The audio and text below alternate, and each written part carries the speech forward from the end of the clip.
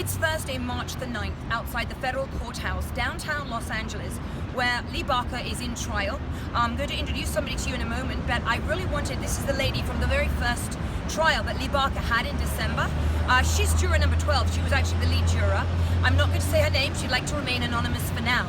I wanted her to meet Lee Barker today, and I wanted to do an interview with her today. We've just had a lovely 25-minute chat with Lee Barker and his lawyer here on the street, and they have now met. She's going to now tell us about why Lee Barker is not getting a fair trial. I also have said many times how none of these sheriffs have got a fair trial due to the biasness of the judge. She's going to actually say who this judge is. She's going to explain her experience as a juror in the first trial. Now she's a spectator in his second trial. Go ahead. So I did not expect at all to be selected for as a juror. So it was a completely new experience for me.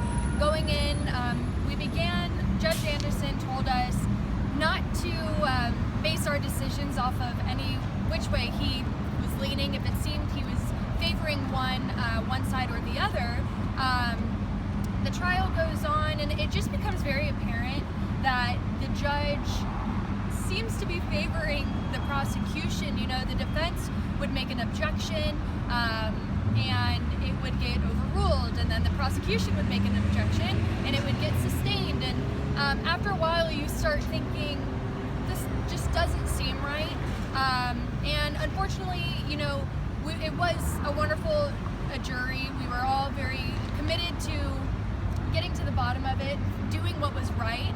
We all took a lot of time. There was one juror who seemed to be very biased. I went ahead and tried to speak with the judge to just let him know that it was possible that we had a biased juror, which in our juror instructions was not allowed. We were not allowed to use any previous biases. Ultimately, it led to a mistrial in which the judge said that he believed the jury was unable to come to a verdict because we were unable to grasp the complexity of the word intent, which really was quite insulting to me, and I just think it showed how biased he really is, because clearly he had his mind made up. If 11 of us are in agreement that this man is not guilty and if he did not have intent, then how can you say that we were wrong because we didn't understand it? We did understand it. We made our decision based upon our understanding of it. And just because he disagreed doesn't mean that we were wrong. And I just think that shows kind of the judge's mindset, Judge Anderson. And you know, after that, it was an incredible experience, life-changing experience, and I was really interested to come back. The jury isn't in the room, as you know, at all times. We are taken out for certain discussions. So I wanted to come back and see some of the discussions that goes on with the jury out of the room. And I really was appalled at how unfair the judge was being towards Ms. Tabaka and the defense. There were certain things where, for instance, the judge stood up and said a lie is a lie, which, first of all, that is exactly why they're in court right now, is to prove, was it a lie? How can you say that a lie is a lie? And he stormed out of the room, and it just was shocking to me that this is what he's basing his decision on. He's not basing it on the law. He's not basing it on the facts.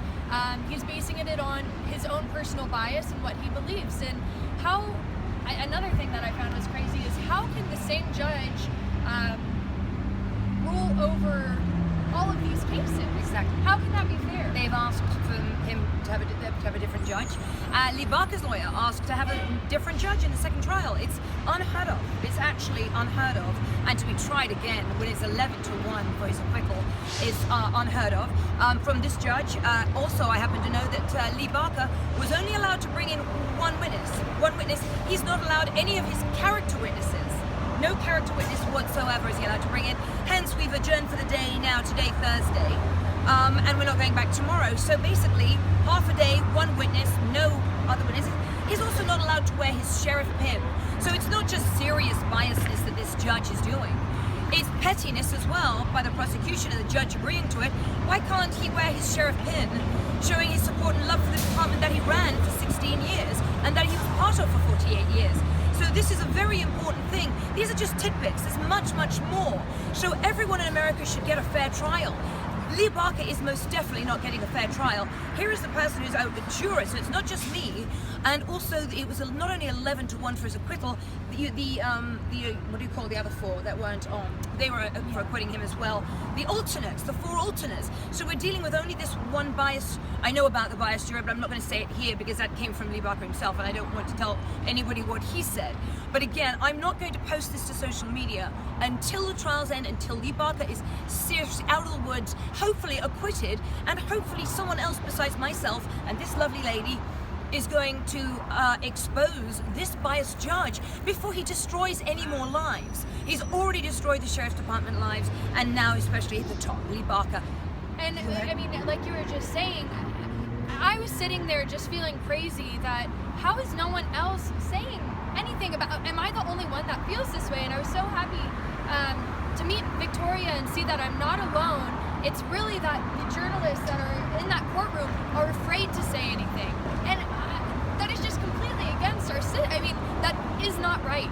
Our Sixth Amendment, he deserves a fair trial. He's not getting one.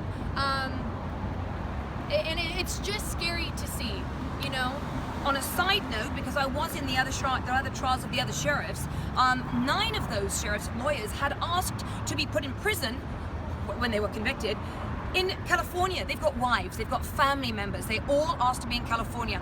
Every single one of them, because the judge would not allow that, every one of them is in a different state. And my dear friend, since I was 19 years old, Greg Thompson, is going to prison on Wednesday. His wife has been married to a wonderful lady for 39 years. So Linda is without a husband, and he's going to be in Wisconsin. In Wisconsin. They live right here in LA, and I'm seeing them Sunday, and he turns himself into prison on Wednesday. That is because the judge will not allow any of these sheriffs to be in California prisons. Now that, again, is petty like the badge. But do you see what I'm saying? It's serious bias, it's petty bias, it's wickedness. And who is above a federal judge? I think right now it's God, unless somebody can help us. But I can't thank you for being so strong and so kind. I'm so glad I met you. I will respect Mr. Barker's lawyer and not post this until next week. I will be posting this. Again, it's Thursday, March the 9th. This is Victoria and Miss Anonymous, not saying anymore. And thank you. Over and out.